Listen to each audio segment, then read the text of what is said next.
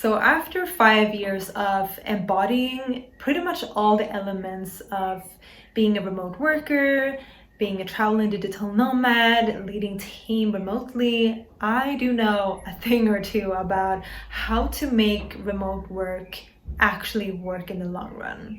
Today I'm going to dive into 3 universal challenges that comes with running a remote team and how to tackle them in a very easy and tangible way.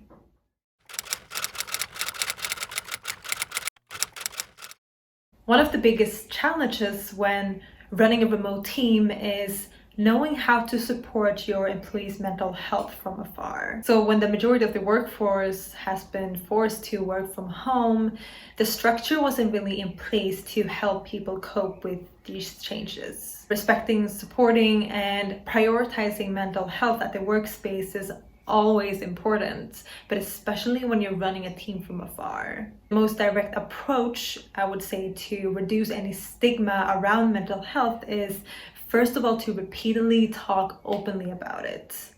But talking openly about mental health at the workspace can only emerge from a safe, non-judgmental space where your employees feel like being honest about their mental health is not to their disadvantage or something that will be used against them. This could be done in several ways, and I think the most powerful way to start is by simply asking.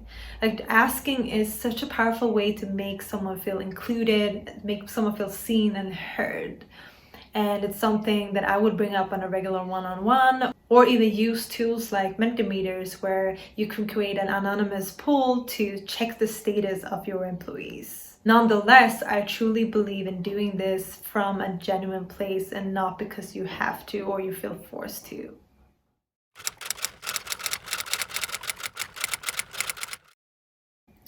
One of the reasons for why people struggle with remote work is because they don't know how to tackle, first of all, the lack of social interaction, and secondly, the virtual collaboration.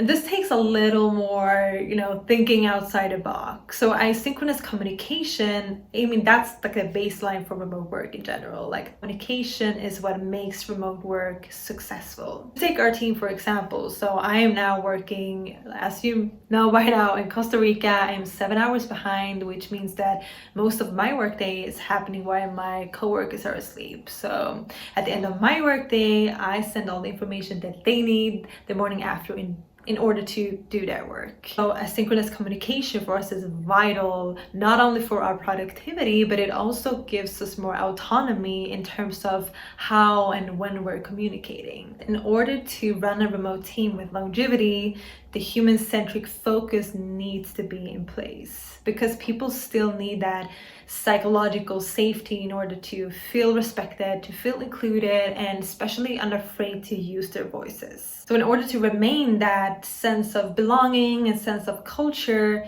we need to create that shared experience. And that doesn't have to be rocket science. It should be done intentionally and based on your employees' needs. That we do at Joblon, for example, is using the app Donut. So this app randomly matches you up with a colleague to have a virtual coffee with.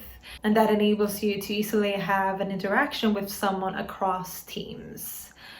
And I don't even speak to the tech team on a daily basis. So it's I would say, a very useful tool, a very simple but a very useful tool, and that can easily be turned into a weekly or even a monthly routine. So shouldn't be forced, because then you're losing the whole point of doing it in the first place. Number 3.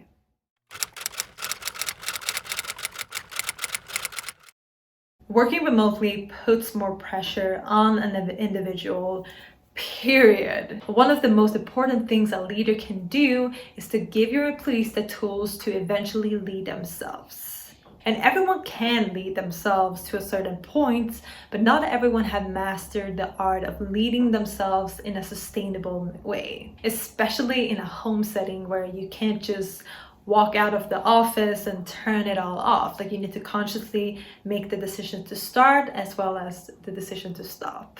This takes a lot of effort, it takes a lot of discipline, a lot of energy, and some people are made for that and some people just simply aren't. And that's why, as much as I'm an advocate for remote work, I'm also an advocate for optimizing the workspace for the individual, no matter if it's remote, if it's from a treehouse in a jungle, or a mix of home and office. I also want to share some tips on self-leadership that I learned along my journey. And the first one is to implement routines in your life that fulfills your being. Because we're able to work on whenever right now does not mean we should. One of the biggest reasons for why I chose to adapt to this digital nomad or location independent lifestyle is because I get to fill my life or feed my life with meaningful experiences. And it's so important to continuously fill our own cups first and make sure we fill our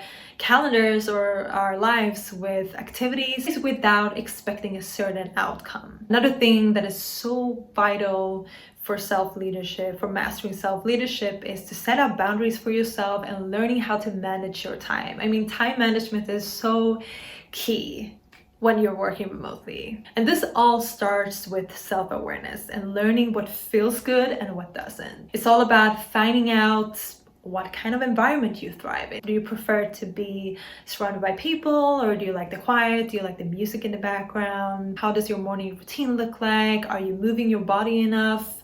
What gives you energy? What drains you?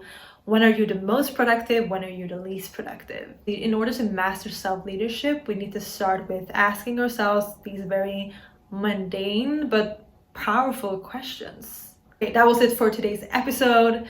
Please let me know your thoughts on how to run a remote team or work remotely in a way that is sustainable and in a way that works in the long run.